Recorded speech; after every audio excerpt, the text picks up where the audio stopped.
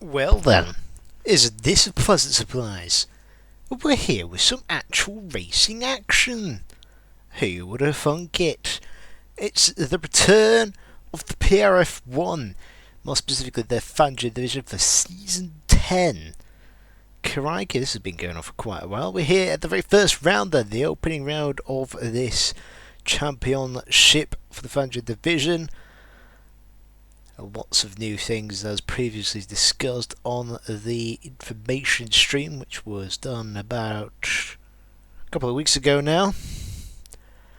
But one thing that is staying the same is we are starting at Australia, this wonderful street circuit around Albert Park, with 4 DRS zones, 2 activation points to assist with overtaking down into Turn 1, Turn 3, Turn 9 and Turn 11 respectively.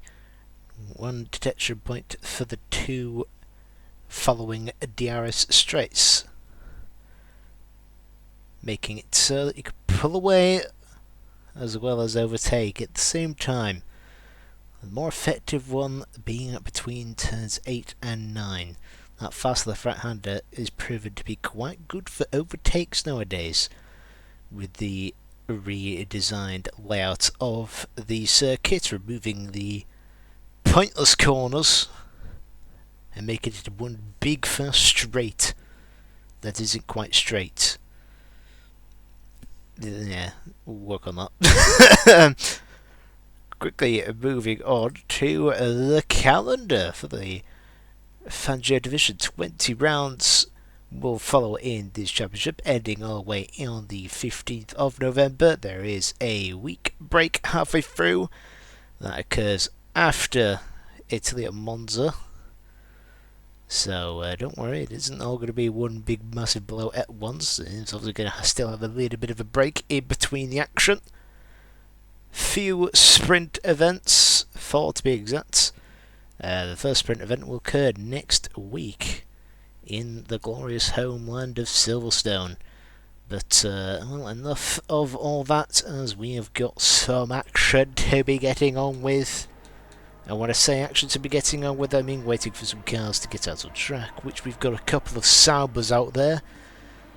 We've got to remember that it's a Sauber and not quite a Alfa Romeo anymore. As such, with the new cars. Get that up because my chat on OBS is no longer working, because OBS is a piece of shit sometimes. That's no other way of putting it. Axel's first up to start the flying lap. You'll have to bear with me in terms of the audio on the broadcast camera, because it could just for some reason be quiet, but then when you switch on to the onboard, it's a bit louder. So you just have to bear with whilst we're in the process of figuring out, is myself loud enough, is the game too loud, who knows. We'll get there eventually. What we do know is that Axel is approaching turn 9 and 10, a corner that on this game can take pretty darn quick, and also cut quite a lot of. The track limits at that specific corner seems to be the only part of track limits that seem very... Oh my word, what has happened? What the... Wait, where...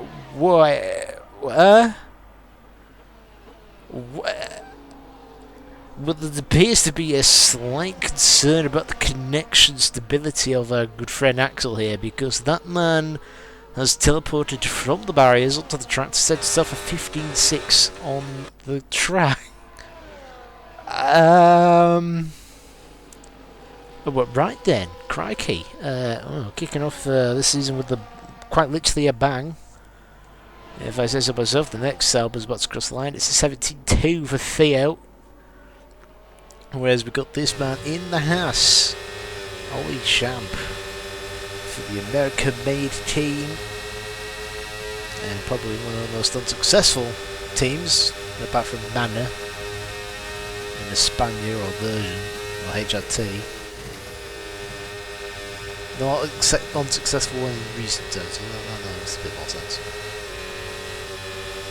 I guess also apart from Sauber maybe, okay, you know what, I stand correct. Swiftly moving on from that, All jump round the final sector here. What type of time does he get on the board? We're expecting 115s and 116s.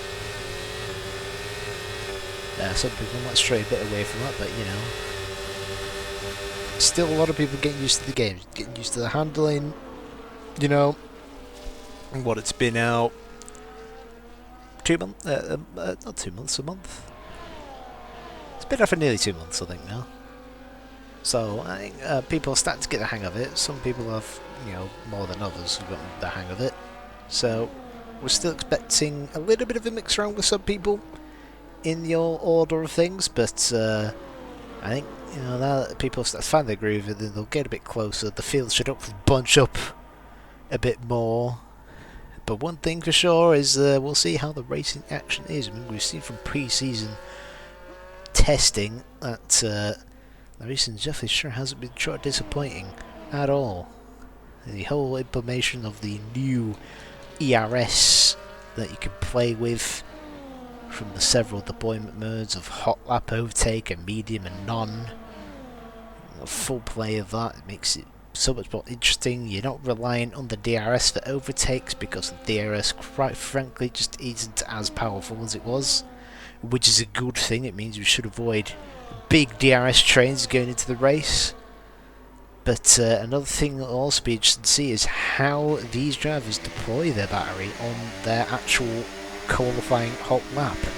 Obviously you do have that standard hot lap mode, which if you just leave it in that, you could probably get away with doing a couple of laps back to back because it doesn't quite burn all of your battery straight away. However, if you're pushing very hard like we have here with Misfits, is using the overtake to get full deployment of the battery, especially on the straights for the extra power. And that means you are forced to do at least a cooldown lap after your first run. Tyre wear is also going to be interesting, but we'll talk more about that as we get further in towards the end of qualifying. Just a reminder, it's a full qualifying format, Q1, Q2 and Q3. 19 drivers, meaning that every qualifying session is, of course, crucial. Make sure you get through, getting all the positions the best starting place you possibly can. You know, it is a street circuit, but it's a street circuit where you can do some overtaking, and strategy will also help with, you know, breaking away from trains of cars that you get stuck if you get a big dirty air / DRS train. I know I said might not get too many DRS trains, but they are still a thing. It'll still happen, and how well it works out, it depends on how hard people push or how much people save in terms of the battery deployment as well. At the moment we see Robbo here on 117.0 on the Red Bull side of things. I can tell you he is very, very happy that he has a Red Bull at his disposal. He definitely wasn't bitter about that at all. Scott with the first validation on his first run, but is going for it again, I believe. So we'll stay on board with Scott in the V-Carb Cash App Bank Loan 0.1% APR interest over 5 years team, as he continues to see. It was a joke by Spread about claiming Cloud Glory, and that was a pretty funny joke. And it's 3 and 4 pretty calm around here, but big back end slap on the exit turn 3, as I said that. Sort of a pre-commentator's cursed that one already. It's a good sign of things to come. Now, it breaks quite a lot for there. I've turned 6-7 there. Breaks quite a lot more than I would imagine. You can take a lot of speed and really chuck the car. I mean, to be fair, you can chuck the car into a lot of corners on this game. I'll happily admit it is pure chuck central. Keeps it in 6th gear. You can honestly take that in 7th gear quite comfortably as well, even in race situations. Provides a bit more stability, I find, as well. Now avoiding the curb, which it touches it. It's crucial to avoid that curb on the inside, otherwise, like we saw there, chucks the car out wide, puts it into a bit of a spin, but he's held it. It's going to cost his time quite a lot there, though. It's not exactly been the cleanest for laps. It puts him 8th for now at a 17.665 ahead of Chuck Norris. Wow, we've got some celebrities here. Plum, one of our reserve drivers. lastminutereserve.com. Well, we are performs very quick. He goes into the 16-4, 16-3 for Neil. Neil. Call him Neil. He's actually meant to be on the set of In Between Us, but oh my! I felt vibration of some contact with the barrier.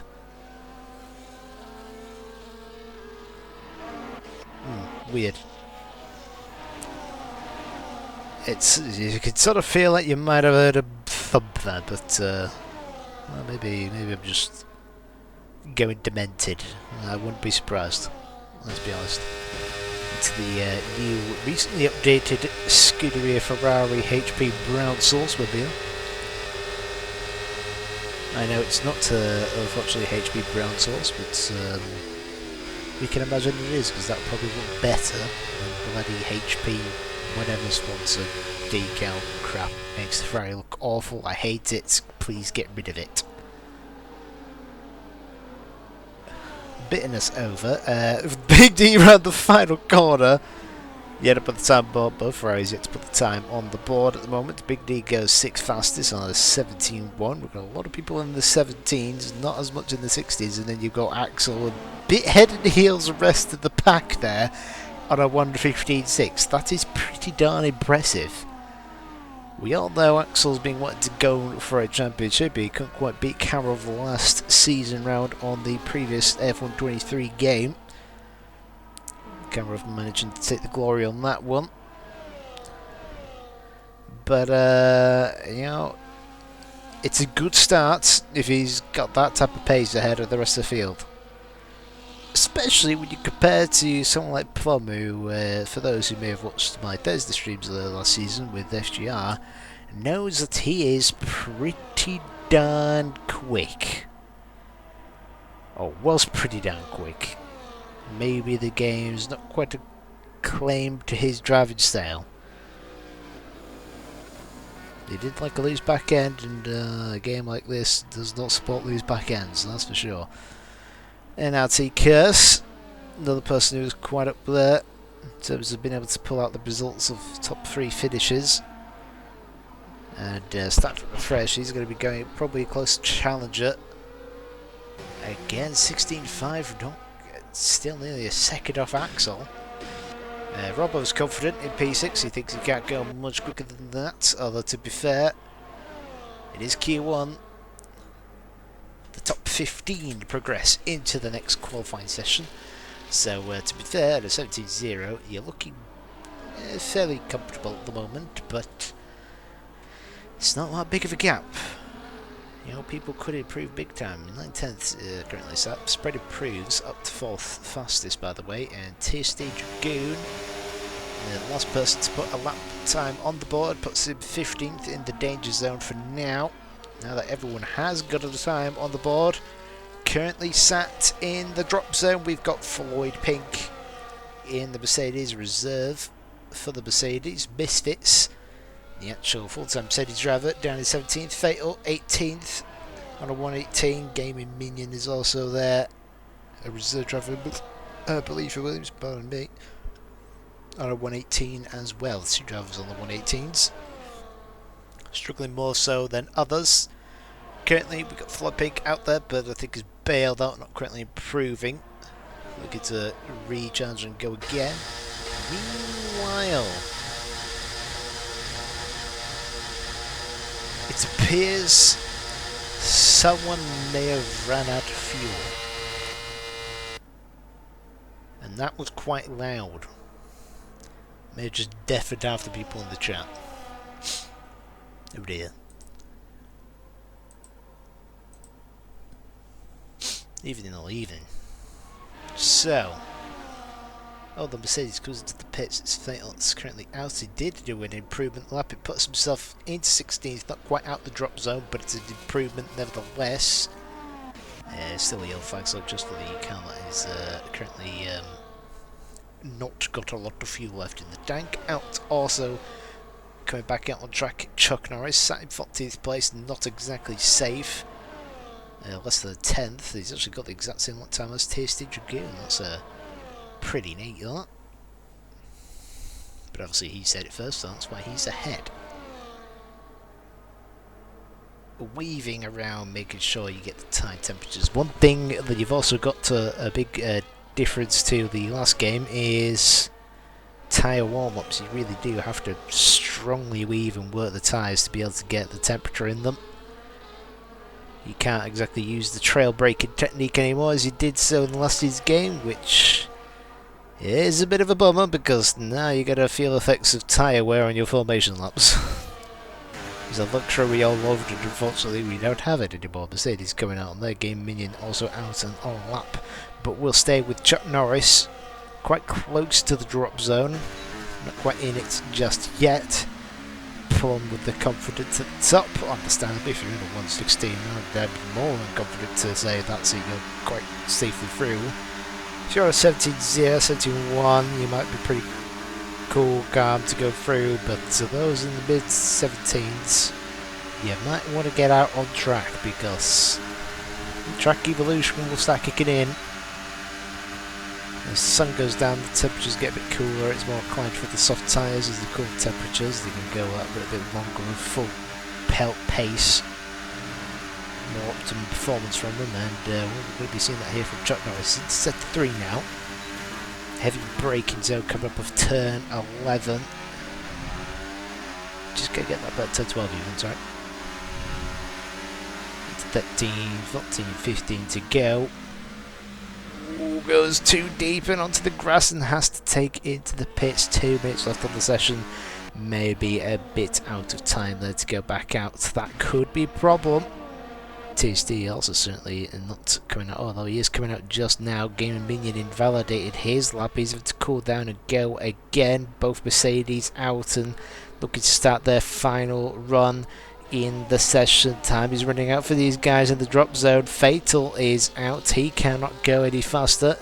So that is the end of his session. He is definitely out of Q1. Dear. My apologies.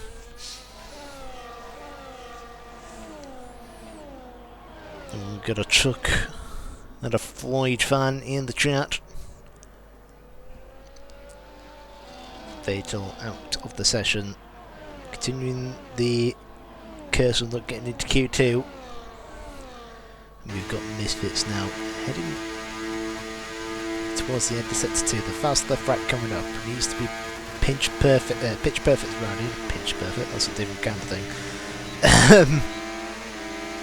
Dear, I activated. I didn't quite see. I forget the bloody delta time for the sector 2 is before that fast left right. Not quite used to the new track layout. Here we go. Couple of corners to navigate. Will he get himself out of that drop zone? A lot of people, even Scott's back out on track as well, and he's in 7th place for God's sake.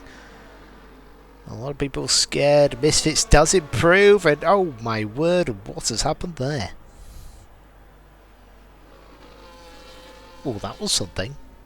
The excitement of getting through has got to him there, but that puts TSD Dragoon down in the out into the drop zone. Chuck in the danger zone, and he's in the pits. He won't be going again. Floyd headed towards the end of sector 2, up by half a tenth. Not enough. He needs to find a lot more time through this final sector if he wants to see him continue into qualifying. Checkered flag is out. Ollie Champ improves up to P7. Rebels get dropped down to P9, P10 for Big D. I think they'll be pretty safe though. Scott goes into the pits. He's feeling confident and safe now. Round the final corner for Floyd, and he needs to absolutely follow it, belt it. Running out of battery deployment, that's going to slow him down a bit on that straight. Can he improve? He goes 13th fastest. Great little improvement. And there's a bit of a duel going on in here. That's Gaming Minion trying to get past. He's got no battery left. And it looks like his session is over. Misfits just sneaks in along with the other Mercedes and Floyd, so both Mercedes managing to sneak into Q2 there, whereas we have lost Chuck Norris out in 16th place, TSD Dragoon in 17th, Fatal down in 18th, and Gaming Minion who will be starting last in 19th place, although we're expecting a late comer of Josh Godwin to come in partway through Q2 or Q3, so he won't be starting plumb last at least. Speaking of plumb, sits in 3rd place, was fastest of this Q1 session, goes to Axel on a 1:15.6. It's quite hard to tell because that camera angle is making the purple writing unseeable.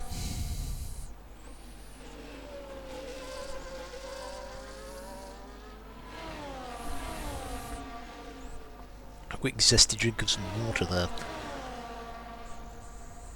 We haven't got any other zesty drink. Oh, he's just missed out qualifying. What did I say? So he'd be starting 20th at least.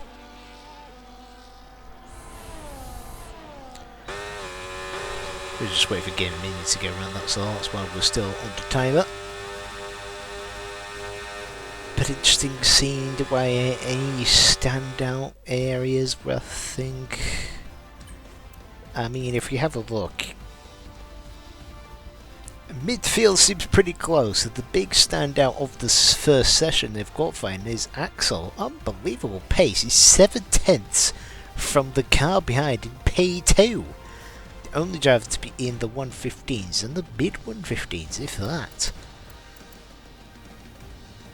You got the few that are in the 116s, mid to high 116s there, and then you got a whole heap of cars really close with each other in the midfield on the 117s. That is going to make this battle to who gets into the Q3 top 10 shootout pretty close and intense here. But, well, nevertheless, things could get interesting as we wait the green flag for Q2. Just waiting on here. Here we go. So 15 minutes for Q2 then. This time it'll be the top 10 who will progress into the next session, and obviously those top 10 will get an extra set of soft tyres to be able to put down the fastest possible qualifying lap they can to try and get pole position. But we're not worried about pole position just yet. Let's see who will get into that top 10 shootout. And as I was saying, the midfield pack very, very close. Is going to make this pretty intense to see who gets through. And whereas you've probably got the odd few drivers that will be pretty confident in going through, and that's such as Axel, Plum, Neil. Who else was up there? Spread were pretty confident up there. He seemed to have picked up the pace.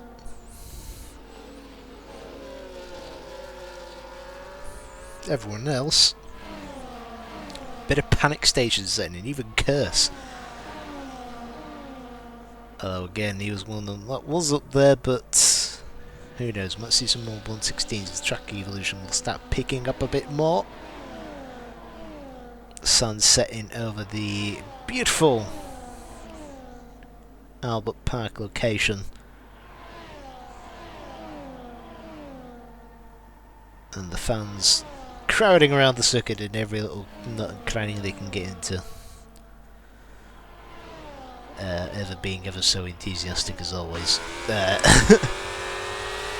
we go then, we'll go back on board then with Axel. He seems to be likely to get out there first and trying to get that airtime as per my normal routine rules. First one gets the airtime.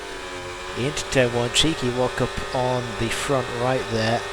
Back hard on the power. Dab of the overtake button. Towards turn 3 we go. Big heavy braking zone, and he is full of sending that car around these corners. Even before turning into the actual corner itself, it's so full send here. It's absolutely wonderful stuff to see. Turn 6. How well does it take it? Goes into 5th gear. Some people do want to drop it down just the 1 gear. That's myself included. Just to carry as much speed as they can. All the way onto the 2nd DRS straight technically. Now turn 9 and 10, very high speed, full confidence, full balls to the walls there, and it's looking ever so clean, perfectly cut through there indeed. Turn 12, bit too much of the inside curb there, that might cost him half a tenth or so. 2 more corners to navigate, so the back end just stepping out under braking. The rear not being quite as stable as he would have hoped. Be alright in qualifying, but in the race that'll have the tyres quite a lot. And it's another 115, a 115.8 this time. Although that could be on used soft tyres, we're not going to exactly know because yet again they still haven't given us the facilities to know that. Codemasters, get it bloody done. But it's only 2 tenths slower than his Q1 down, but like I said, I suspect that is probably a used set of tyres. Robbo heading round as his teammate dusts up the track right in front of him. Now the final corner for Robbo, what can he do? Can he get it into the 160s? It was a 17.0 last time round. Can he improve? It's a 17.1. Again, potentially seeing a lot of people going on some used tyres for their first run. It is pretty common to try and see if you can get through on a used set, just to see if you can, bring another set of soft tyres into the race. And not like it's going to matter too much though, as I think from what we know, or what I know at least, is the soft tyres don't tend to be just worth it at all in terms of a race situation. They do really just die in a lap, not even 2 laps, it's just a lap and they're dead. That's how high the tyre wear is on the softs. Track dependent again, in fairness. But for some reason, a track like Saudi Arabia seems to be pretty good for tyre wear. But we're not there, so we're here in Australia. Well, I nearly said Austria. That's where the actual F1 is. Scott goes 6th fastest, 17.3. 18.1 for Misfits, 27th. Well, that's a time that's quickly gotten re-established. Neil jumps straight to the top of P2 on a 16.4, 10th header. Ollie Champ at the moment. And here comes, oh, no spreads involved there. Never mind, here does not come spread. And we've just got the rest of the other guys to set times out on their outlaps. And spread on their cock up. Yeah, cock up. Let's go on board. Let's take a lap through Australia with the spreader-mobile. Heading into turn 1. Quick duck of the curbs on the entry and exit there. Before powering down towards turn 3, got to pick your braking zone quite right here, otherwise you'll go too deep. And he's done that pretty well. Very much flicks the car in for turn 4 to get it extra rotation there. Not using all the curbs on the exits, and a quick pelt down. It's very smooth. You can tell he's a real user, can't you? I'll keep it tucked to the inside there for turn 8. Now heading down towards turn 9. DRS is activated using the water battery here, such as a straight, and just turned in too early there. That's going to cost him a lot of time. Now on the run towards turn 12. Avoids that big high red curb on the inside. And you're going to avoid this curb on the inside of 13, as that can send you off, of course, in dramatic fashion. Apart from the mistake on the turn 9 10 chicane, he's done pretty well here. I don't think it's exactly going to be the quickest of quick times. Oh, I'm wrong, never mind. Ignore me, he's done 17.0. Could be on the cusp of getting through with that time, on the cusp. We saw that most people around the 10th place area was on 17.2s and 1s and 0s. So that's going to be right on the cusp of the cut-off time. Ferraris, both their 17.7s. We've got Davies heading round, but he's not got a lot of battery left, burning a little bit too much on his lap per se. Curse also in that final set, along with Floyd Pink of the Mercedes. There's a big lock-up. We seem to see a lot of lock-ups on this game, that's for sure. You're going to be hearing the word lock-up quite a lot. Locking up is just when the tyre doesn't want to rotate anymore because you just hit too hard on the brakes and you just get a big awful flat spot. If it was the real F1, On the game though, however, you just get some increased tyre wear on said affected tyre, which in this game is just not what you need. Tyre wear is a big factor.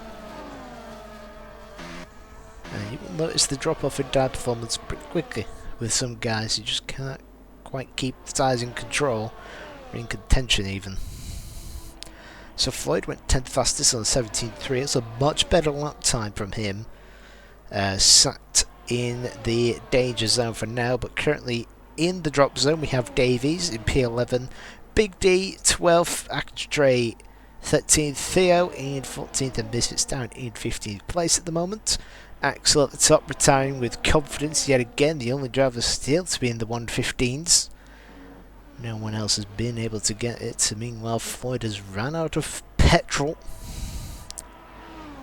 Should have stopped at the SO garage along the way.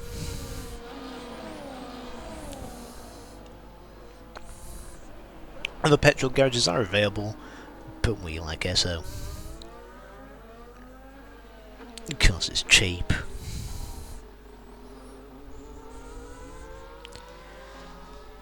Plum is out. Plum has binned it. Down at the beginning of set 2 there. That is down at the turn 6-7, the Russell area. Well, that's called the Russell shit himself area. And he has crashed out. You will see that he's now dropped down to 10th on a 16.6. But technically is still up in, would that be, P5. So considering that he is crashed, he's out, which means even if he does make it through into the Q3 shootout, he will be confirmed starting 10th, because he cannot participate with a broken car. So that's gone well for him. Congratulations on that one, good sir. Right, I think everyone is in the pits waiting for the last possible sign of some track evolution, waiting as long as possible. As I was saying, back in Q1 we were looking at 17.1s, 72s and maybe 17.3s for around where P10 was in that midfield gaggle of cars. Some of them have already improved further up into the 17.0s, which is what I predict to be the potential cut-off time for getting into Q3 here.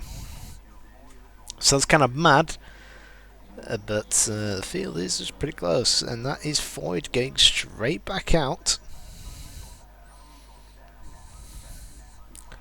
Not wasting any time, and that is the other Mercedes following a quick response. We've got some other cars now starting to head out on track as the 4-minute point has now hit. I think they're giving themselves, these guys are going out at the 4-minute marker, just giving themselves a bit of a chance just in case they're hit with an invalidation, so that they might be able to go again if need be. I'm just having a look in Discord chat just in case you see any shenanigans in there. No.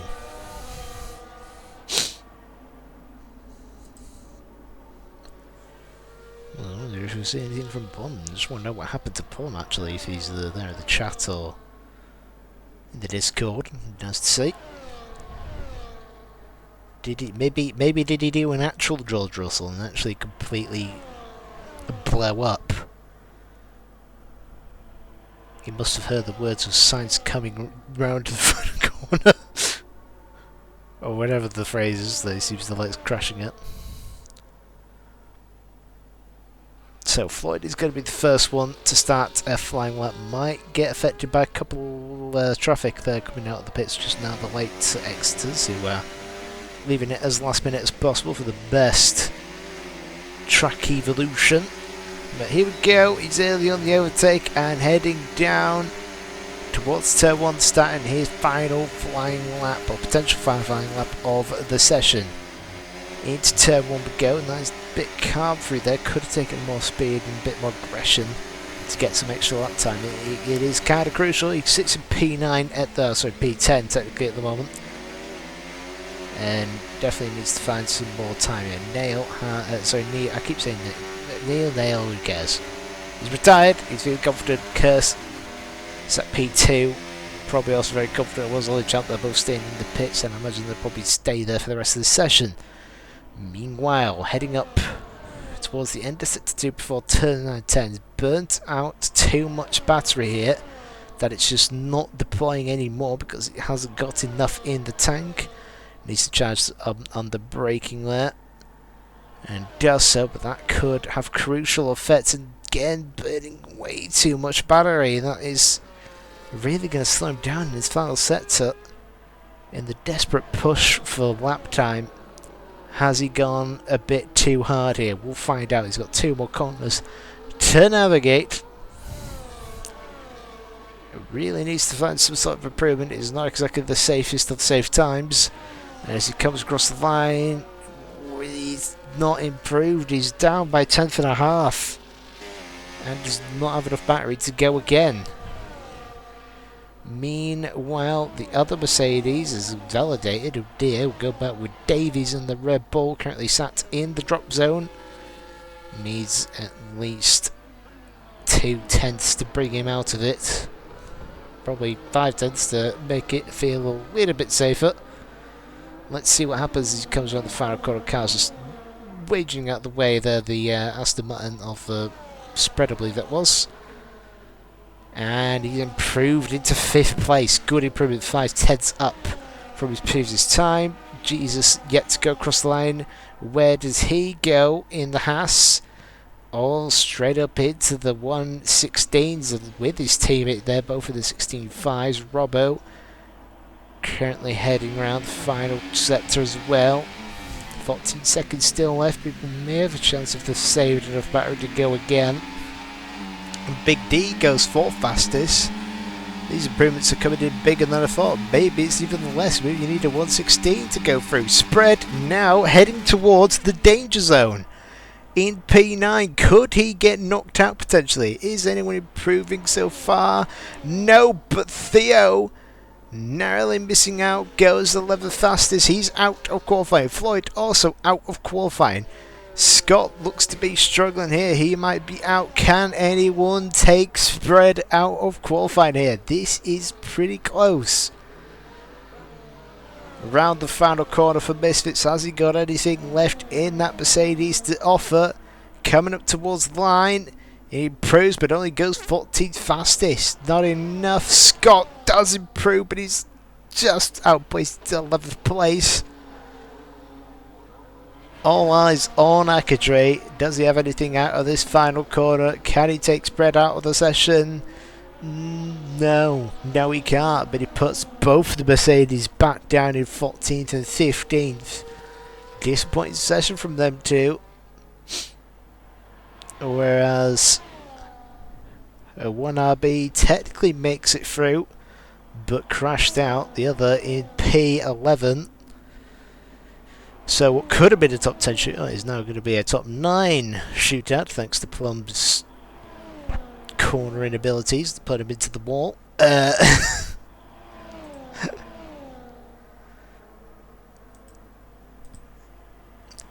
So, still though, only Axel to get into the 115s. Is he going for the potential Grand Slam on this season opener?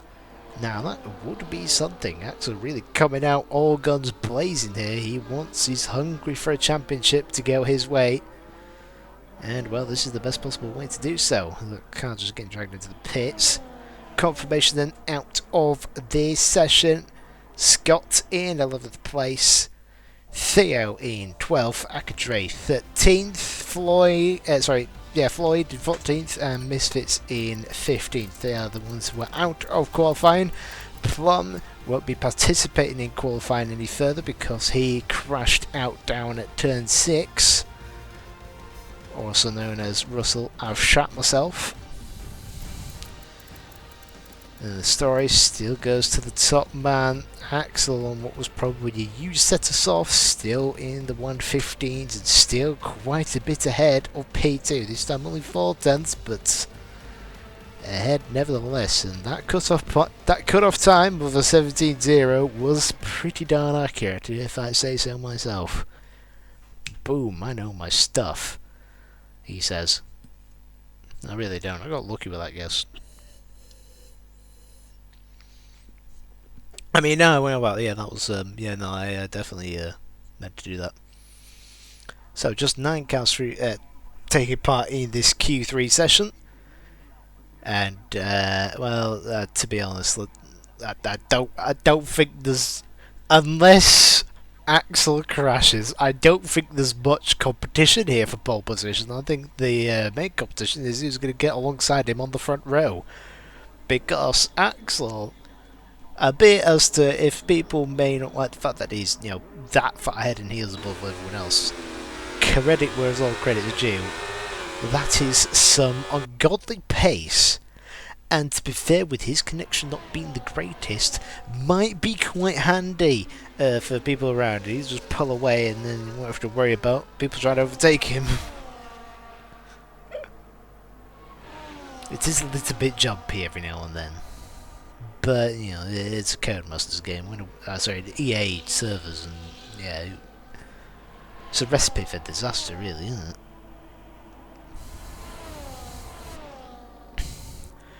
So it might not necessarily be much of a fight for pole position, but can anyone else get into the 115s?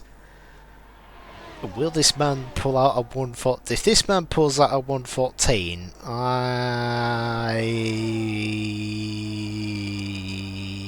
England will win the Euros. That's a think about what I was going to say then. It's like that could genuinely happen. Yeah, no, if Axel gets 114, England will definitely win the Euros. If he doesn't, then no, it probably won't win because, let's face it, doesn't look great. But anyway, enough football talk. We've got F1 talk. Around the first corner we go for Axel, and he is on it like a car on it. Oh, we'll bother with the telemetry, we don't really need to know that. Is big walk up there yet again. He loves locking up.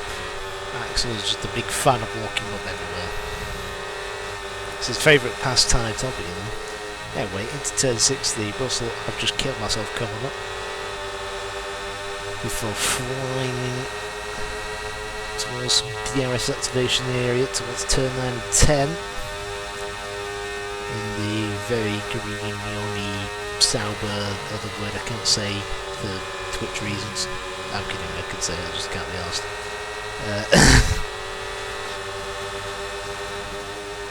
Seems a bit wrong when you're on the different platform, but it is looked at a very clean lap so far here. Could this be a U set? Is it a new set? We'll find out as he comes round the final corners. That much to say, it's just been a pretty damn good lap. Here we go, and it's a 15.3. Oh my god, it's a 1:15.3. The first lap from Axel, and this has just started. I'm doing good, mate. Yeah, how's it going? Good serum, good effort qualifying, good effort. That is Dragoon requiring an invite. I don't know if I have you on EA. Let me have a quick look. I know it was the first few laps, but we'll have some how the bloody hard way invite people. Here we go. This one. Do we have you one here? Yes, we do. There we go. Wassel's doing that. Ooh, Neil gets very close to the 115s. That is close, but not quite there. What can Robert do? Robert can do 115. Here we go. Look at him. And booyah! It's a 16 floor. What can Spread do? Spread could be in a shout for the front row appearance here. He's certainly ramped up the pace, considering his first pre-season race was a bit more than a disaster, to say the least. It's safe to say he has gotten much more used to the game in quick succession here. It's all about becoming. It's getting good at this game. It's all about becoming a career mode merchant. That's what it's all about. Yellow flags. TMS is just playing a bit of grab. Also, who goes into the pit lane first? Spread coming around the final corner and heading across the line now. It's a 16-8. Curse, the only one who failed to set a lap time, invalidated by all accounts.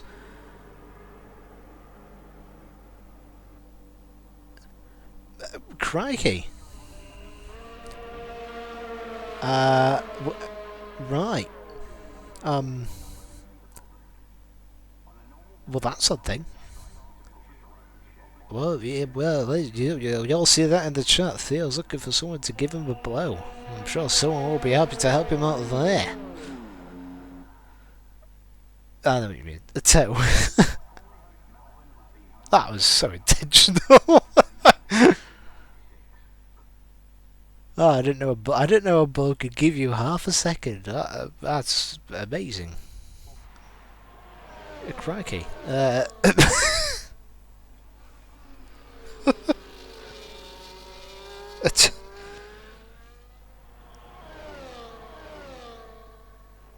Oh dear. That's the seams.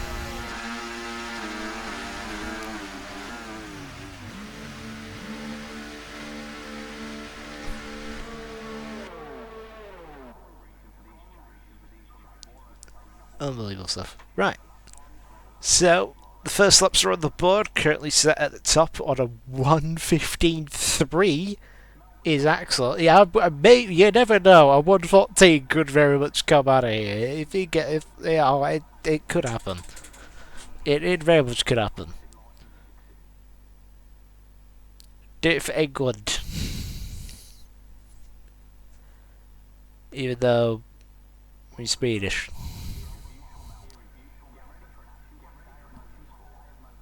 It's not like they're in the Euros. Oh dear. So if we're moving on, Neil almost within the 1:15s in B2. Ollie Champ coming out strong here as well in a B3.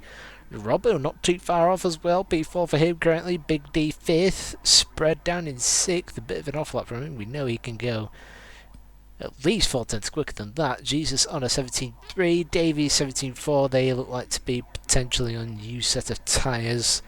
Was Curse not yet to put a lap time on the board.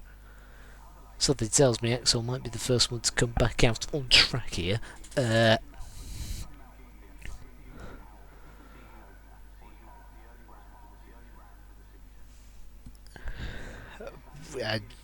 some madness going on in the chat here, bloody hell. That's page 8, keep it page 8, lads, crikey. Time just ticking along. 3 minutes 55 left on the clock. These people really are leaving it for the last possible minute to get themselves back out on track. They want all the track evolution they can. I guess, you know, this man really is. He's throbbing, sorry, for that 1 minute 14. He's gunning for it. Oh, it's going to be I nearly said the Mercedes, the Red Bull of Davies coming out. It's all kinds of going wrong today, fellas. Jesus. I can't see nothing correct. Here we go. Davies, first one to go back out on track in the Red Bull. Leaving himself a little bit of time, but probably not enough to do another lap afterwards. We've got everyone else starting to come back out on track. Curse to follow, along with the Haas Volley Champ, I believe that is. No, it's Jesus, I was incorrect. It's the bottom 4. Bottom 4 then coming out early to get some sort of better lap time in. Most respectfully out of all of them. Big D shot up there in Q2. Can he potentially get even more positions? Robbo has also done some big improvements. He's getting within that getting closer to that potential fight for who gets on the front row alongside Axel, because I think even if people do improve, I'm pretty sure Axel still got pole position by probably quite a bit as well, even if people do improve. Not gonna lie, that's a pretty damn impressive lap time. Oh, will he come out? Oh no, he is coming out again. He's coming out now. You can see that green dot. Also, oh no, hang on. They have finally changed it. I was going to say, we might get confused with the red cars, because originally both the Hearts and the Ferrari were pretty much identical in terms of colours on the track map. Looks like they finally fixed that. That's fantastic. We're not going to get as confused, but that is not the way you want to start your flying lap. That, and yeah, he's bailed that straight away. He knows that is not the right thing to do. He's got time to go around again, but he's got a lot of cars pushing behind, and oh, that is a very lively back end, locking up the rear just too hard on the brakes going into turn 3. That could cost him a bit of time, but he is hard on the push. Here we go, through turn 6 we go, keeping it away from the gravel. Purple set to 1 according to the screens, but this is a Codemasters game. We all know that that isn't always true. He's going to try and get as much slipstream from that Red Bull as possible, but he's going slow to make sure no one gets it, or gets enough of it to be beneficial. And down through the rest of Sector 3 for Curse. Can he get onto the front row? This will be his one and only chance. Lastminute.com, another big lock-up going into the penultimate corner and the final corner. Really likes locking up. That's going to do great things for his tyres in the race. But where's he going to go? It's P2 and it's a 1:15.6. Closer than I thought. And into the 1:15s, but not quite. Knocking Axel from the top. Only Chaps invalidated. He won't be improving. Jesus improved to P5 on a 16.3. Dropping the likes of Robert down. Robert's dropped even further down. The spread improves. Checkered flag is now out. We go back to Mr. Axel, who's trying probably absolutely everything to improve some sort of lap. But it's still banging lap time. I don't even know if he even can improve. It's pretty impressive, that. Not gonna lie. It's a bit of a walk up into the penultimate corner there. Round the final corner we go for Axel. Does he get any closer to the 1:14s? Robert improves to P4, nearly in the 15s. He does improve by a few hundredths. Just slightly extended his gap at the top and stays at the top for now. We've got spread in that final sector, though I don't think that's a proper push lap by all accounts.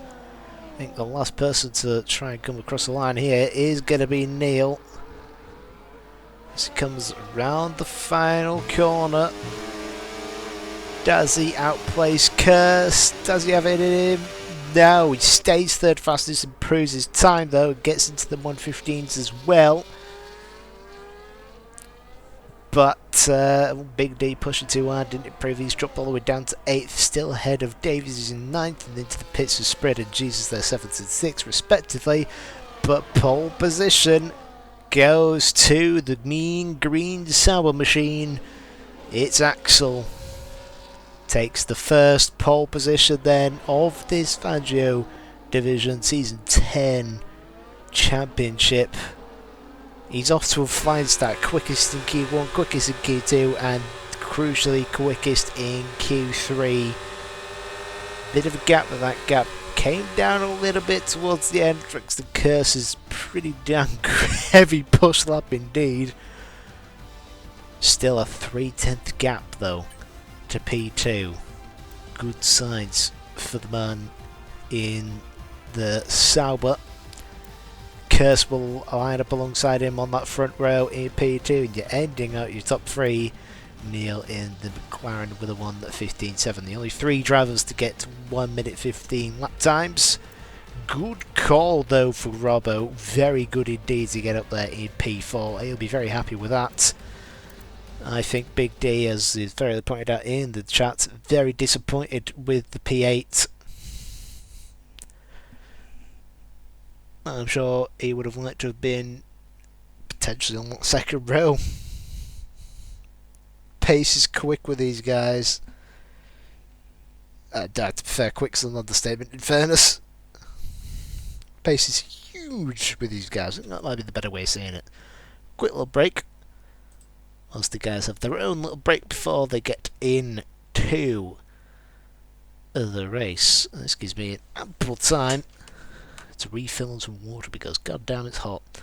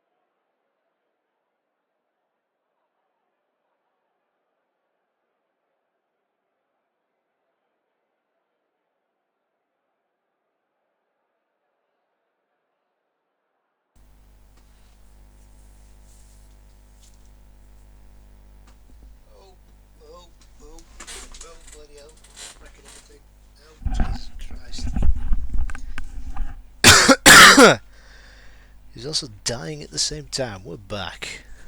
A refill of the old zesty drink. Oh boy.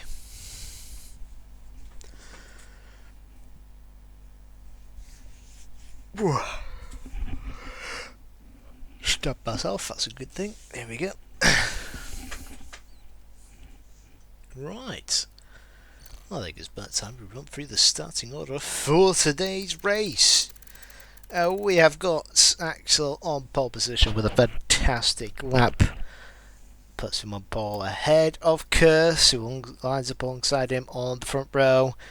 Looking down at the rest of the grid, we've got Neil in third, Robbo in fourth, Ollie Champ fifth, Master Spread sixth, Jesus in seventh, Big D in eighth, Davies ninth, Plum in 10th, Scott 11th, Theo 12th, Akadre 13th, Floyd in 14th, Misfit 15th, Chuck Norris in 16th, TSD Dragoon 17th, Fatal 18th, Gaming Minion 19th, and Mr. Godwin in P20. The only driver not to take part in qualifying. Full grid for the race. Everyone looking to go either mediums, a couple of people on hards, and for some reason a Godwin on softs, doing a very Godwin strategy, which is rather a bit of a meme for those who are avid members of PRF1. The Godwin strategy. Do something that is ridiculous and somehow have it work. It's a very true story. It does ridiculous things and it works 9 out of 10 times. Yeah, maybe this time it won't. Just saying.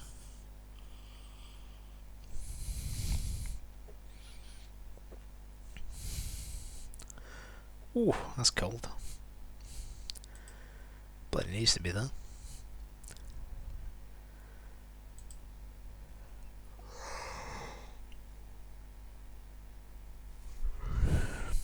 Ah, we're ready, we're rocking and rolling for the first race of the season let's talk you through the tyres that the guys have available for today's race. It is the C3, the hards, C4, the mediums, and C5, the softest of the soft compound tyres. Tyre wear being quite high on the left hand side of the car specifically, and drivers will have to look after that rear left in particular. It'll get a little bit hurt as per the graphics that I have in front of my eyes. Haven't quite figured out how to do this the proper way yet, but you know, we'll get there. He says, eventually.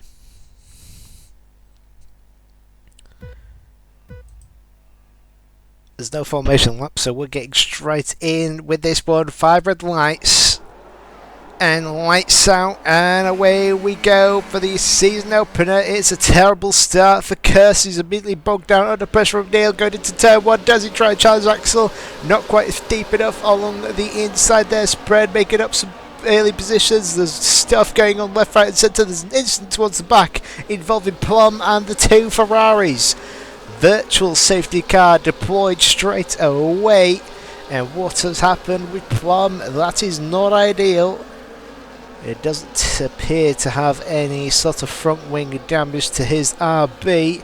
However, it looked like, I think, Akadre, yes, Akadre does have some big front wing damage, and that explains why we have ourselves a virtual safety car. Both RBs of Ferrari tumbling down the order straight away here. Virtual safety car deployed, should be coming to the end fairly shortly. Let's have a look then at the tyres. Everyone went on mediums by Curse, Game Minion and Fatal, who were on hards. Godwin, oh my god, he committed to the soft tyres. What on earth? Oh, that's Amanthus. For those who are wondering why they weren't at formation lap, it's disabled because there's a glitch, as always. So, very good start from Neil there. Curse not getting away well at all, bogged down. Immediately under pressure from the McLaren, but stays in P3 for now. As you can see, the VSC still flying away here as they clear out the debris, and oh dear, Misfit sped in the VSC, and that is not ideal. He's up in 9th place after all that as well. He got through the chaos quite well, and the car's going here, there, and everywhere. 2 Hasses got very much under pressure from the Aston Martin of Master Spread. And what we can see here is Axel probably going to try and break away from the DRS from the car behind. Remember, unlike the other games, it is activated after the first racing lap, so DRS will technically be enabled now. As you can see them opening that little slot in the rear wing. We've got more yellow flags, and that's Fatal out of the race. Another virtual safety car, and he has crashed at the George Russell red flag area. I think that's a pretty good accurate representation of exactly what he said. And virtual safety car yet again deployed here. Is good news if you're on source for these virtual safety cars. It means they're going to be lasting a little bit longer, you know. Floyd Pink came into the pits along with Big D, Scott and Akadre. They've all pitted. Floyd going onto the soft tyre, Big D, Akadre, Scott onto the hard compound tyre. Hards are pretty damn bulletproof. They could take you a very, very long way on this game. And they're taking advantage of the virtual safety cars. Fail out of this race already. Not a good start to his season. He'll be looking to get his head down and think about how to take on the next race at Silverstone. Oh no, Floyd speeds under the virtual safety car. Oh dear. There's another drive-through penalty coming in. The action hasn't stopped yet. Plum now starting to make his way through the field off the track. There goes Gaming Minion. Not having a great deal on his restart. Meanwhile, Dragoon right on the back of Misfits here. Misfits also got a drive-through penalty to serve at some point. Meanwhile, here comes Spread on Robbo going into turn 9 and 10. And he is ahead, and look at that from Ollie Champ trying to hang it round the outside. Beautiful move from the Haas, but it's not over yet. Here we go. Towards 10-13 we go. And he's still just nail biting close with each other. Off the track goes Theo in the background, and who's that Ferrari in the wall? It's Akadre. Is that Akadre? I think it might be. He's having an absolute horrid time there. Oh dear. Not a good start at all for Akadre. That's a bit twice already, and has been lapped already. So another person who'll be forgetting his race start. Meanwhile, Gaming Minion Misfits coming into the pits for to serve their drive-through. 10 seconds already for Akadre speed into the pits. It's another incentive not to speed into the pits. You now get 10 seconds instead of the usual 5 that you did on the last game. Oh my days, do we have some action now? Finally calming down. Spread's got a pretty hard gap to close to the top 3. 2.5 seconds. Top 3 still within DRS range of the leader, Axel. Let's say things may be starting to calm down. I know I've missed a lot of stuff. I'll tell you what, here comes Ollie Champ getting very close to Master Spread there.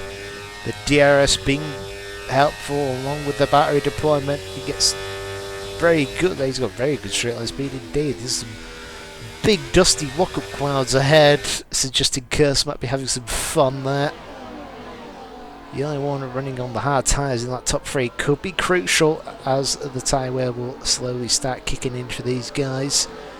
Probably around the lap 8, lap 9 marker, considering we've got some virtual safety cars at the start of this race. Curse fastest lap, 118 something or other. He's on the heels, got a lot of battery left to play with though. He's binding his time at the moment.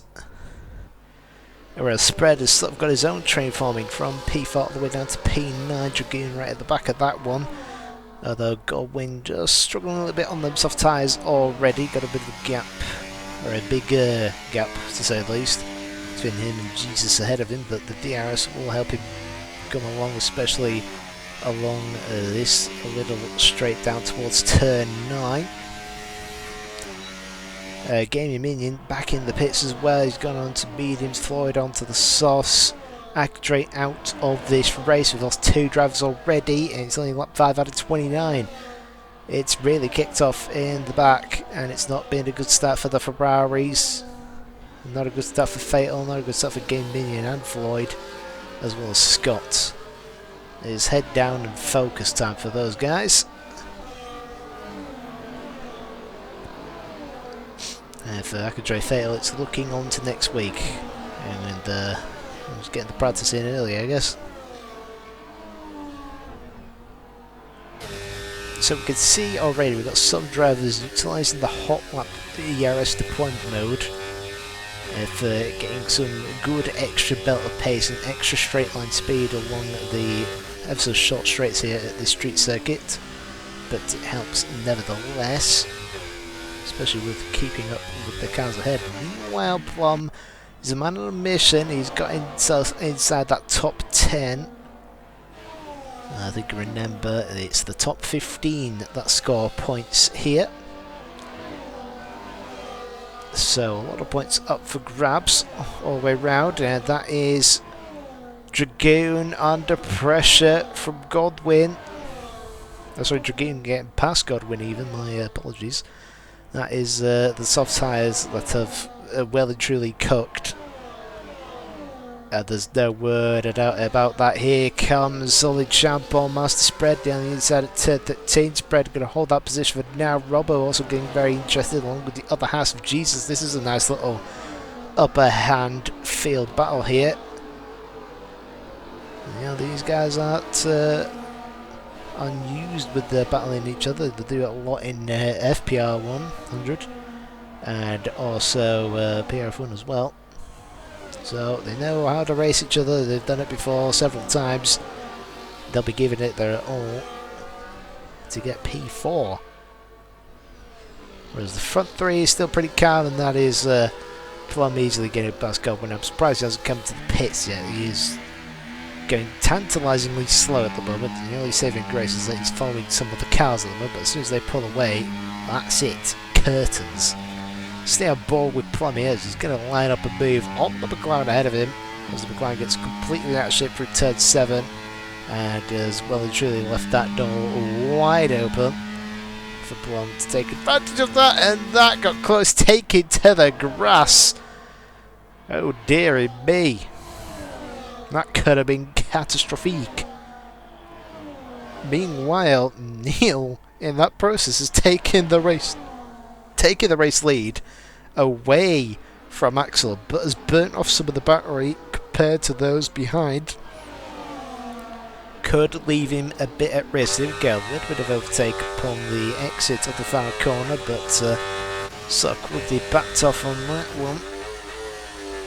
And back on the needed deployment, just buying the time here, not pushing too hard. And these guys know what they're doing, they're just pulling away from the field behind, trying to get a gap for when those first set of pit stops come. Meanwhile, as I said, Godwin will be looking to pit soon. He has pitted indeed and got onto the hard compound tyres, and that is going to bring him pretty close with Misfits here on the exit. I think he might just get ahead, although Misfits get a good run out of turn 2. Does he have a chance?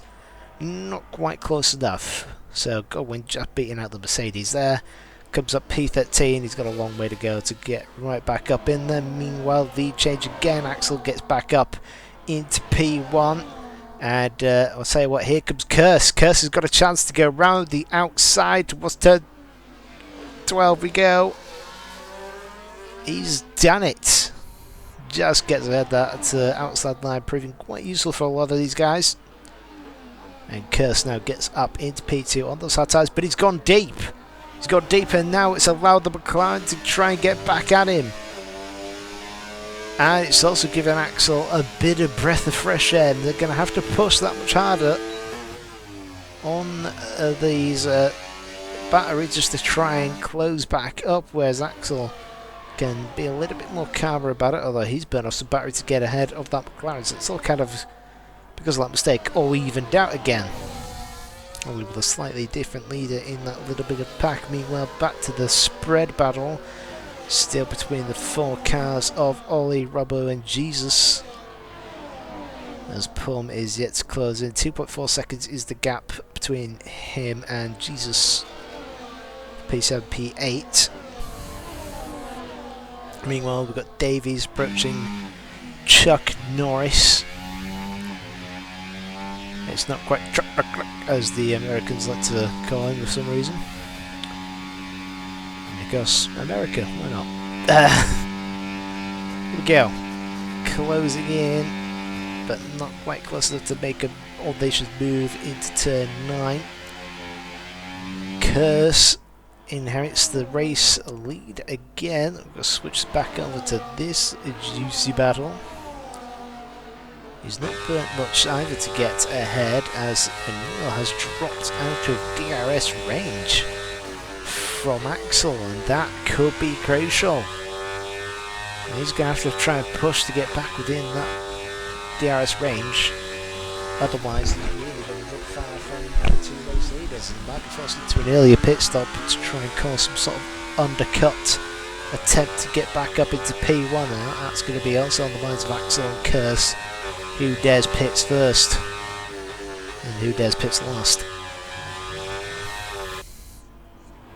Meanwhile, Plum just gaining 3 tenths and a couple of tenths even on that last lap. It's steadily coming down, but not quite as quick as you'd expect. We get yellow flags up ahead. That's Gaming Minion gone round at turn 10. Like I say, he's not having a great day. Floyd Pink is also now a lap down as well. New starters, a couple of reserves, they spending their time getting used to the game here, back into the league racing situation. That's for a lot of these guys, in all retrospectiveness. But he'll be getting blue flag soon, and we'll have to get out of the way. You can't dingly-dangly dawdle around. You might ghost, but you still need to get out of the way. You still be giving out the dirty air effects, and it's also still distracting in fairness. He's pulled right over on the exit to the pit lane. He's got to be careful, don't want to do that, otherwise you might get disqualified. It is a Codemasters game, it can be very harsh.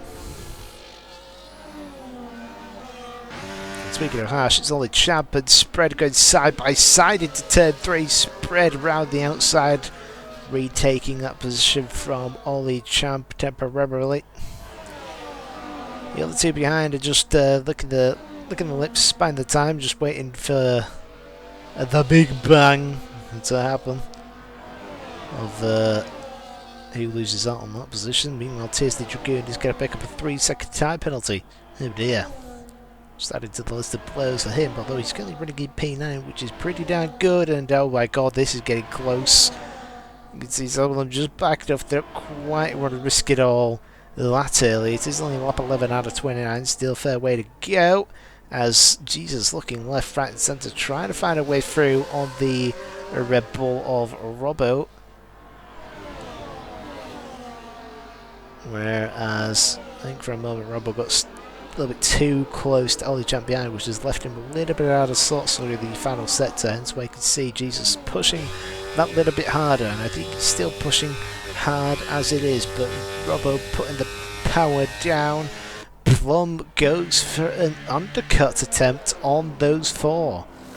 That could force some early pit stops inside that top 10. He goes onto the hard compound tires to take him to the end of this race, but he's going to come out behind Godwin and Theo, but slots himself nicely into this gap between them, and he's got a tiny bit of fresh, clean air before he's quickly on the back of Theo and Godwin. Godwin up into P11 at the moment.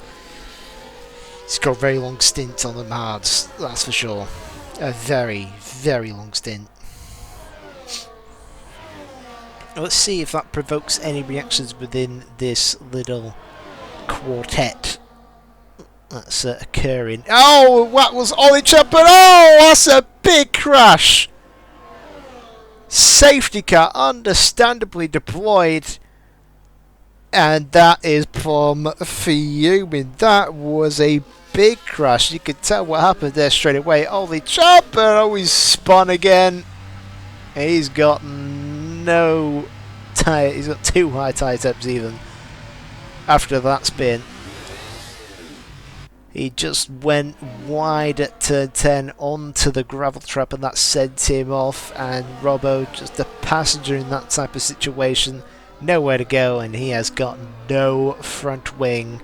Has to come in to change that front wing. That's going to be a long stop, and he's going to cost him some positions. And oh my dear Lord, what in Christ Jesus, oh, he's been disqualified.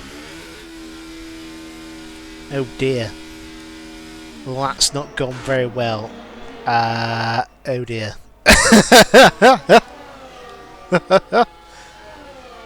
Well, that's the end of Ollie Champ's race. A harsh disqualification, but in fairness, he did spin, it did reset himself, and it didn't really give him time to get back on track. But yeah, that's his race over. He is now out with those 3 guys from this race. That went from pretty damn good to absolute terrible for Ollie Champ in a matter of a minute. Not even that. Tell you what, this is bad news for Curse. He's on them hards. He would have liked to have gone a lot longer on those hards, and now is forced to an early medium stint. He's got a long way, and the safety car's going to be out for what, a couple of laps at least. That's a long stint on medium tyres, where towards the end those hards are going to be much quicker. It's same story for Big D and Scott down in 14th and 15th. I tell you what, this will be a good test to see what happens in terms of the lapped cars. Do they get the ability to potentially unlap themselves via the game doing it instead of having to have your drivers drive off the track in protest? I'll be interested to see. That's a good test, because who knows, testing all the way through. We don't even need pre-season testing to test that type of stuff. So first actual safety car then, coming pretty much at the time of the pit window for the people on the medium tyres. Plum isn't going to be very bad because he's lost out to Dragoon now because of that safety car. And he's also Godwin still ahead of him. Godwin stayed out. He's only done a few laps on the hard tyres, so it's going to help him in terms of trying to get to the end of this race, in fairness. But he'll have to be careful on the tyre wear rate towards the end of the race there. Jesus, obviously, is going to be ahead in fifth. Rob was the only one who's lost out a bit because of the front wing change down in P9. Spread still fourth, got a chance now to be right with the race leaders because of this safety car.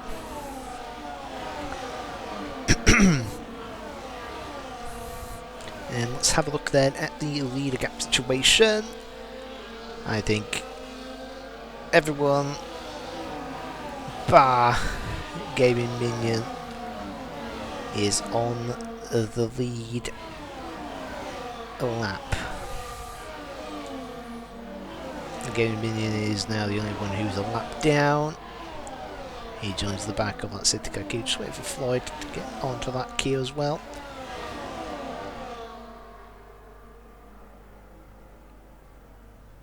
So Axel still in the lead. He's had a few switch repositions with the likes of Curse and Neil. So I imagine that battle will resume once the safety car goes in. I believe we'll be going for another lap here, so we might have racing actually resumed on lap 16, which will be good news. Oh no, it's coming in this lap. Oh, that's a very, very late call. Oh, never mind, indeed, we'll be resuming racing this lap. Well, that's not as good news for the people on mediums. They're going to have to take a medium set for a little bit longer than they would have really ideally liked to. And it's not the best of restarts by Axel. Curses all over him, having a look into turn one. He's up the inside. Does he go for the race lead? He does take the lead. And further back, this has enabled the McLaren to potentially have a look round the outside, going into turn 3. Can he hold it in the McLaren? He has the inside line now for the following corner. The Sauber forced out ride, still there, goes to the inside too much. Here comes Spread. He's now enabled for the mistake to get close, but not quite close enough. For some reason, I've still got safety car on my screen, but that's now finally. Oh no, it's not. Oh no, it now actually has come out. Oh my word! Oh, what is happening there? That's because Gaming Minion has now crashed out. Have they potentially fixed safety cars? Is it on standard? Is it on increased? I think it might be on increased. Maybe they've changed the. Oh, let's have a quick look at the simulation settings. Is it on here? Am I looking at the wrong thing? I think I might be. Safety car is on increased. Maybe they fixed it. Maybe they've made it more possible. It might go back to standard then. But we've got another safety car. 2 virtuals, and we've got 2 safety cars. Give Floyd the chance to pit again. And this time, Curse has inherited the lead. Axel dropped all the way down to P3, nearly lost out to Spread in P4. As we remember, going down towards turn 1, Curse with a great restart, got perfectly alongside and sent one up the inside. And that left Axel a little bit out of position on the exit of turn 2, which allowed then the McLaren Neil to get right alongside him. Good enough slipstream and speed to go around the outside of turn 3. Tried to stay side by side as long as possible.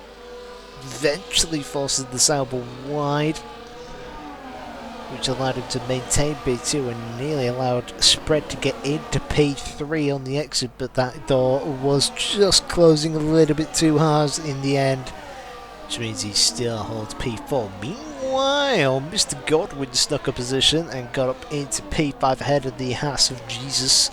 Dragoon still running 7th place, Plum still in 8th and Robbo still in 9th.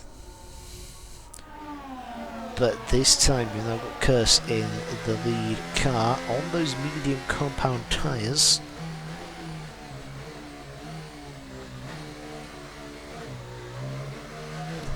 He'll be looking to see how things go.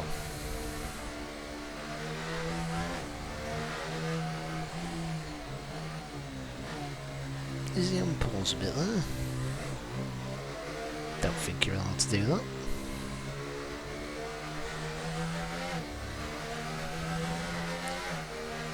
So, safety car number 2. Everything pretty much cools back down again, doesn't it?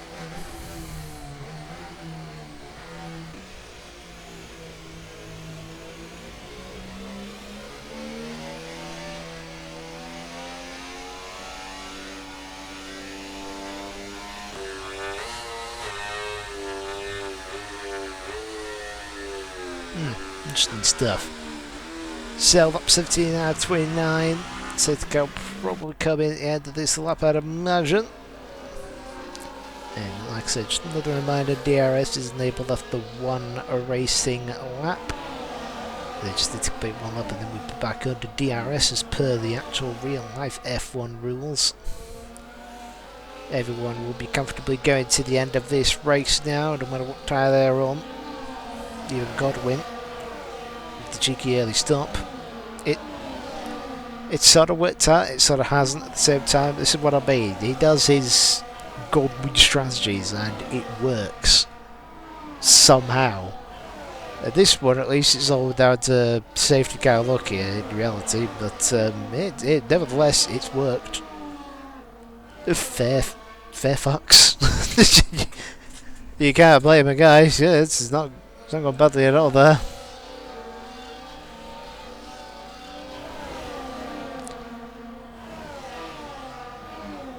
Lovely stuff. Right.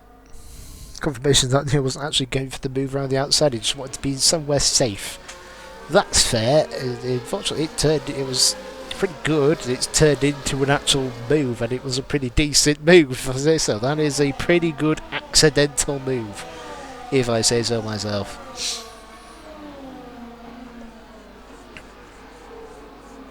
Rightio. Here we go then. It's Kirst doing the restart. He's had a decent restart, got a bit of a gap to the McLaren behind, and they're immediately going to be playing grab ass with the toe on towards the start very straight. Don't be alarmed by the fact that it still says safety car on my screen. It's not actually there, and performance sped into the pit lane. Oh dear. Well, that's not exactly ideal. So good restart from Kirst. He needs to try and get a gap as soon as he possibly can. Remember, he's just got this one lap to try and break any sort of DRS, but that McLaren is hot on the heels. Axel's dropping a little bit back here. He's in a bit of trouble. The Grand Slam has now provisionally gone. He's not led every single lap of this race, fortunately. So that perfect start has sort of vanished from dreamland. Meanwhile, further back, Davies getting ahead of the other Sauber of Theo, but Theo not quite going to give this one up just yet until eventually he had no chance to stay alongside. Meanwhile, Big D taking advantage of a good exit through turn 10. Meanwhile, he's going to slip up. And also behind that, you've got Scott and Misfits. Scott locking on the brakes, but still staying ahead of the Mercedes. Up into P13 he goes. We're almost at guaranteed points. It's upon pitting has sort of given a bit of a guarantee. DRS now enabled, and I really can't pause and that and go, wait, no, okay. Maybe if I hide the UI, does that fix it? No, okay, it doesn't. Okay, well, ignore the fact that it says safety car. There's not actually a safety car there. We've got ourselves another little glitch, and I'm sure that will eventually get fixed. Or maybe it won't, who knows, it's Codemasters. But nevertheless, Spread immediately struggling to keep up with the pace of the top three because he's washed. But this McLaren really coming alive, and he's not exactly pushing on the battery here until now, where he is coming up from out of the race in the pit lane there, and Neil takes the lead of the Grand Prix. Great straight line speed from that McLaren has left Kirst a little bit perplexed in what to do on that one, but Axel's still waiting in the background, struggling in terms of straight line speed actually. Doesn't seem to have as much give as the rest of these guys, but Neil definitely with a straight line speed advantage, that's for sure. And that could be a very crucial race tactic. Sacrifice a bit of qualifying performance for some outright race performance. And he sets the fastest lap as well, a 17.9. As Kirst gets right on the back. Kirst isn't giving this one up.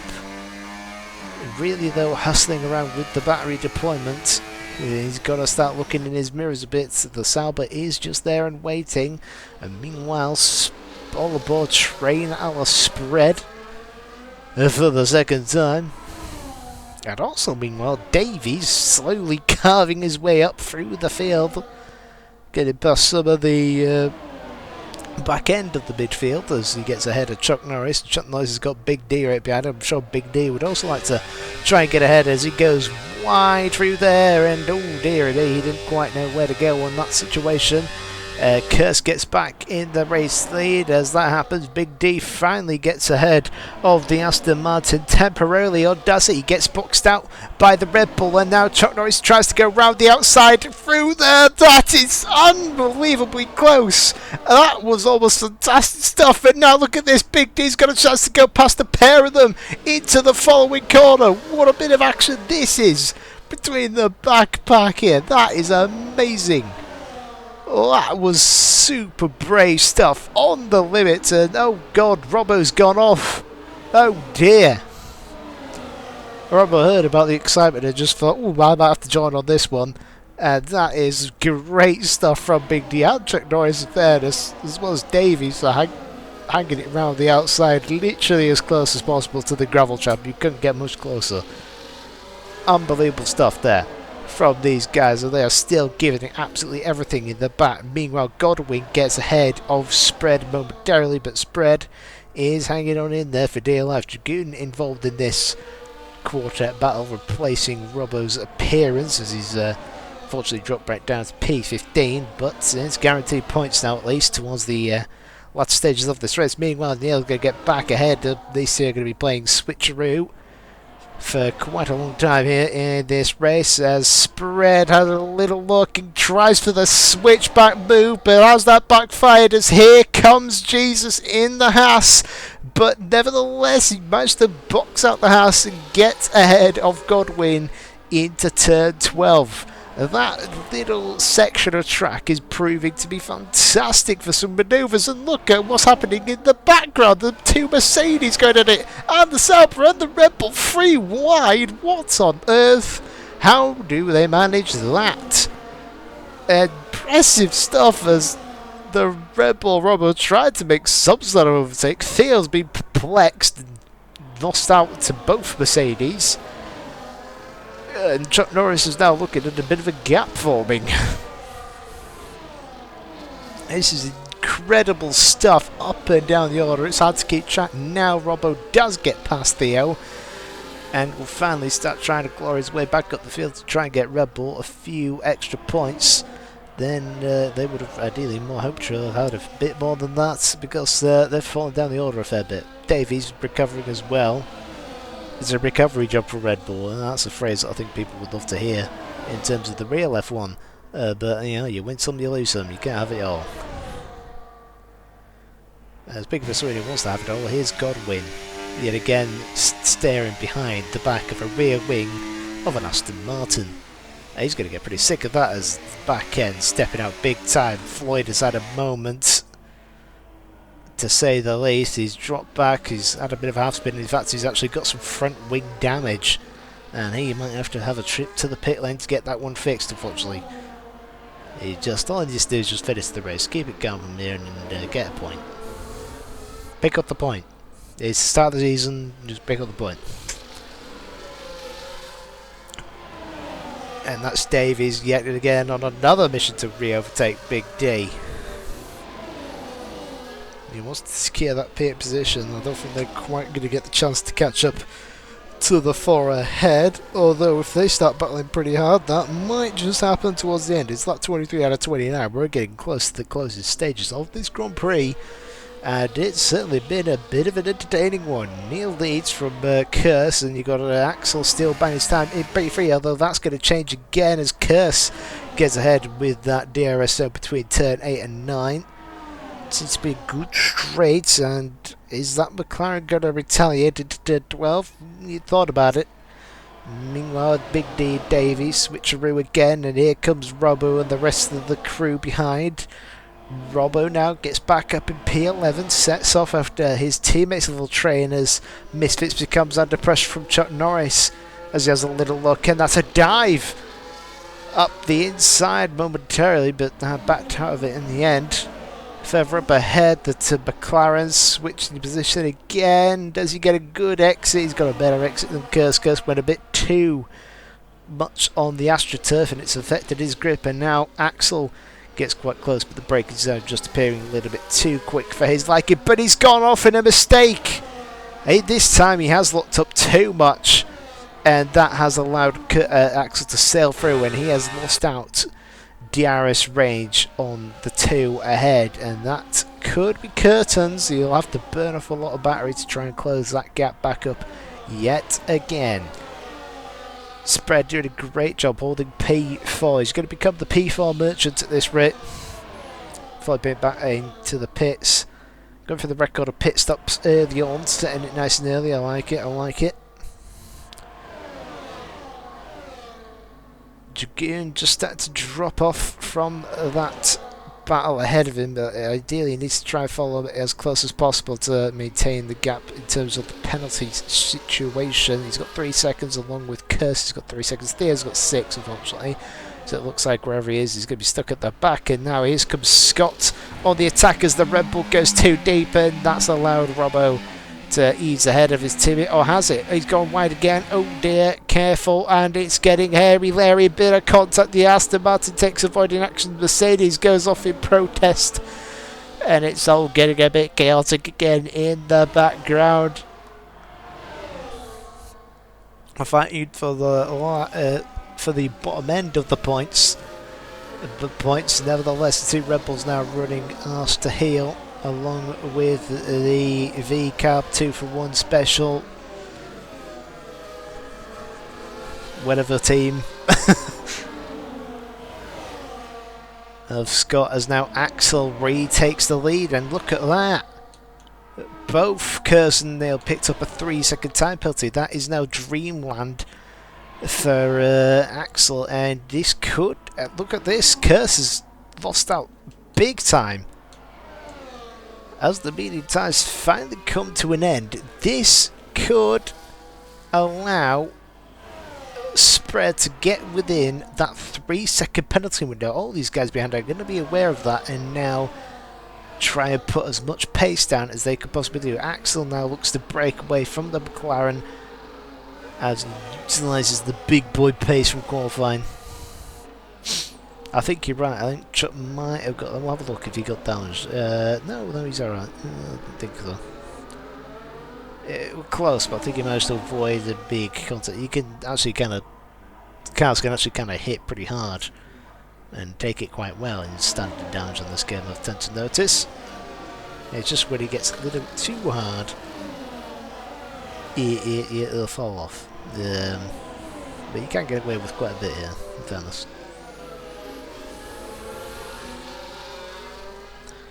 So, battle of P9 as it stands, including 2 Red Bulls, the RB of Scott, Theo with Mercedes, and the Aston Martin of Chuck Norris. You've got the battle for P4 with Godwin, Spread, Jesus, Dragoon, just dropping out of that one, unfortunately. You got the battle, well, you don't really have a battle for P1 anymore, that sort of died down. It's can Spread get onto the podium? Well, that is the question. 6/10 away from being, 10/10 away from being within that penalty window. He is going to start putting the foot to the floor, and Curse is going to make sure he doesn't make any sort of mistake, otherwise it could be curtains. I think he's made a mistake. He's lost a hell of a lot of time, and he's now nearly within the penalty window. Theo picked up another one. Oh dear. Needs to be careful. Theo definitely going to get dropped down to P14 at this rate. Penalties will play a big role as always. It's always a deciding factor. What really? But look at that spread now within the penalty window of Curse. Curse's tyres have completely fallen off. To be fair, lap 14, 15 is the point. Sorry, lap 12 onwards really is the point where those medium tyres just hit the fan, and because of those early safety cars, it's forced him onto that strategy which he really didn't want to go on. even with the additional safety car afterwards to save the tyre wear a little bit, it's not worked out well, and it's now a battle for a podium here. This P4 position has become a technical P3 position, and Godwin's gonna go for it. And what a result that could be! Starting from P20 on an unusual Godwin-like strategy. Oh, sorry, a normal Godwin-like strategy. And I guess how it works every single time. It is just annoying. Oh dear. Oh, we've got yellow flags. I think that was for Scots. He's had a bit of a moment down at set 3. Potential under braking. People are losing it under braking quite a lot. It is one of the big things to notice. Maybe people are trying, the no ABS for the first time. A lot of people are, in fairness. As here we go, side by side, turn 3 and 4, but this time Spread couldn't quite get back past the head of the Williams. He's got significantly higher tyre wear, 5 laps older is his tyres compared to those around him. It's brought Tasty Dragoon back into this one, but like I say, he carries the penalty. Just helps him pull away from Big D even more, gives him an even bigger penalty window. Well, his curse he's going to be fuming. He's lost out because of the penalty, and also the safety car hasn't helped him at all, like I say. Too early on the mediums, it's not going to last 15 laps, no chance. Coming towards the end of the Grand Prix, it's 28. The leaders are about to start the final lap. At one point it looked like Axel could have struggled, but it's back into the groove of things. But here we go. We've got Spread back up in P4, and look at this, Jesus. Now starting to have a bit of a look. All these guys getting well within the penalty window of Curse. He's going to lose a lot of position, a few positions there, 3 at least. He's just got no pace anymore. Although back with our race leader, he had some great pace in qualifying. He's finally been able to show the pace in the races. At the start, everyone's just pretty close, and now that he's been able to break away, everyone's had their mistake, everyone's sort of chaired down with the penalties. Oh, Theo's gone off. That's confirmed in B14, potentially losing out to Floyd if he doesn't get going quick enough. Oh, Godwin's gone for it again. He's saved it all for the straight. And that could be curtains. I want to watch this, but the leader's coming up to the final couple of corners. I think Godwin might have just snuck the podium away from Spread. But one thing that is for sure, Axel's going to come home to take the first race win of the season opener. Axel wins, as he would like to have done in terms of the championship last season. Nail comes home in an impressive P2. Kirst crossed the line in P3, but that honour will go to Godwin. Good sir, that is impressive. P20 to P3 on your bullshit strategy is really annoying. And I'm sure Spread Jesus are going to be fuming because of that.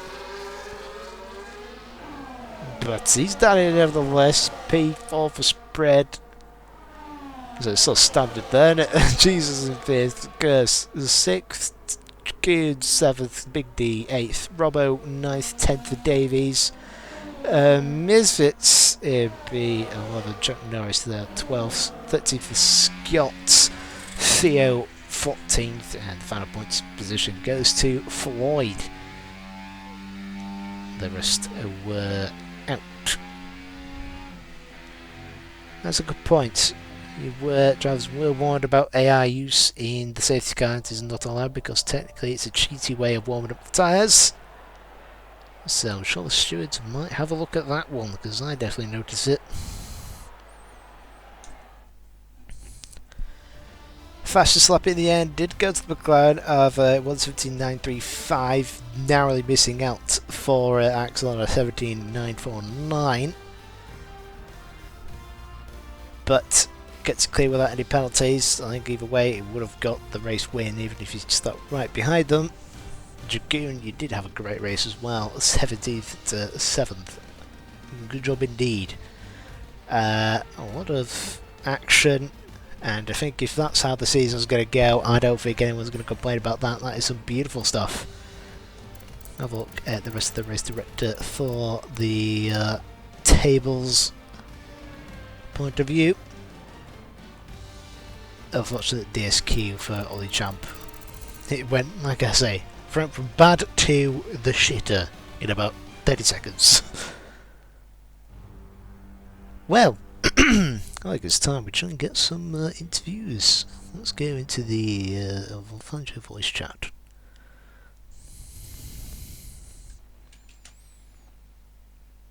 There we go.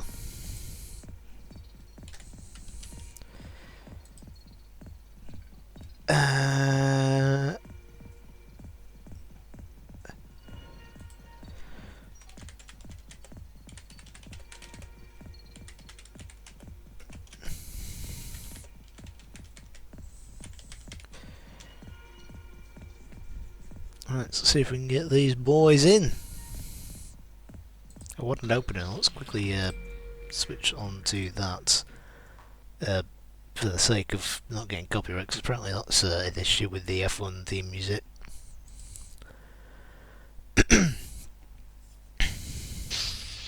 We're just waiting. That's a very deep sigh there.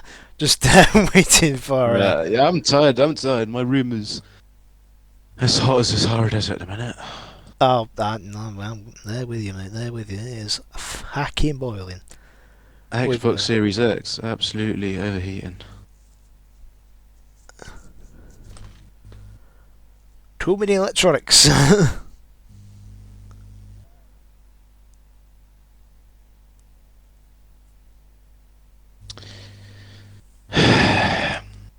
Does my mic work? Yeah, it does. Okay. Yeah, we can hear. Just waiting, as always, waiting on Josh. Yeah. I just hate the fact that his strategies work. I think he gained 10 places in the first lap or something. Oh yeah, something ridiculous like that. Right, I think now that we've got everyone in, we'll start with the race winner. The first race win of the season, Axel. And by heck, that was some unbelievable pace in qualifying. Let's talk through the qualifying first, because, I mean, 1:15's out of the bag, and then 1:15.3 in the end. That's impressive. I mean, yeah, it was supposed to be faster, but I'm still very happy with the lap. And yeah, I don't know what to say. I have put in some work for this, and it paid off. Not half. And then we go into the race. Not the most ideal way forward. You're stuck in a bit of a train with the likes of the McLaren and the Alpine of Curse. But in the end, the penalty skips in, then you just start to pull the way towards the end. I mean, yeah, the race start was... I thought it was good, but then Nael had some crazy start. Now, I can't remember if he overtook me or not. But, I mean, my race pace was not good enough to pull away straight away. I felt that. I struggled a bit in the start. Then I suddenly had a 1 second gap. And then there was a safety car straight away. And on the restart, Kurz went for the move into turn 1. I did not expect that. So I... obviously left him space, but I really suffered on the exit. I lost another position. And since I wasn't in AI, I had very bad grip. And but yeah, eventually the grip came to me. Kurz lost his tires, and then yeah, Niall got a penalty, and I overtook him, and then I just ran off. Yeah, no worries. I know I can. Oh, there you are here. Right, first of all, how do you pronounce your name? Everyone pronounces it wrong, so I'm not. There's no point trying, but just call me the French or something. I call you the French. If you really want to. Just the French.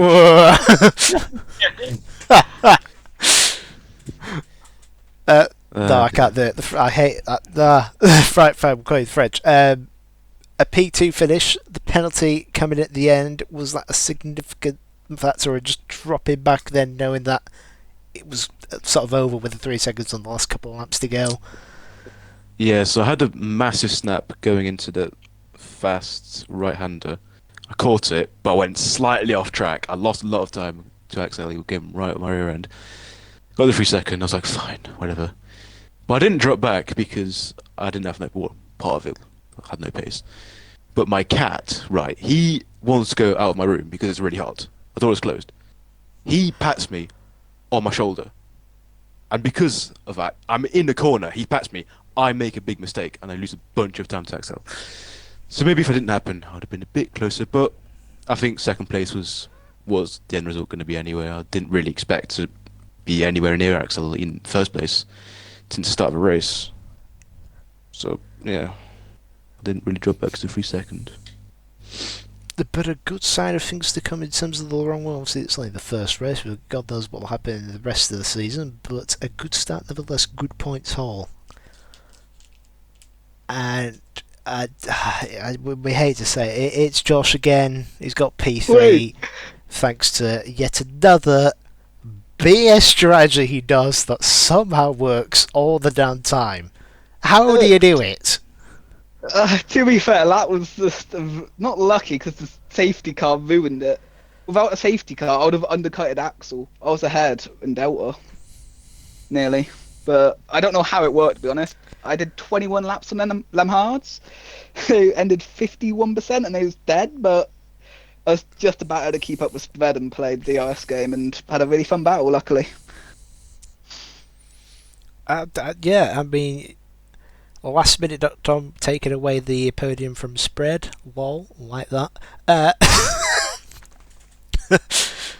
But just what happened on the race start? Because you were 20th, and the next thing I know, you're P10. Power is the best way to put it. I just thought, I'm 20th. If I spin out, I spin out. I seen a car where an incident happened. I drive towards the incidents and they move. And the seas just opened, and I passed 10 cars in 2 turns. I think that'll be the first time I've ever heard anyone say, there's an incident, I'll go for the incident. Yeah. You've all I heard feel it like I here, was that's what you need to do, lucky. everyone. I easily could have died if I picked the wrong spot, but I had nothing to lose. Fair enough, and it's worked out annoyingly brilliantly. Please don't do that on a Tuesday. I mean, yeah, what a great first race for everyone. Next week we've got the sprint race at Silverstone. Axel, your thoughts on that one?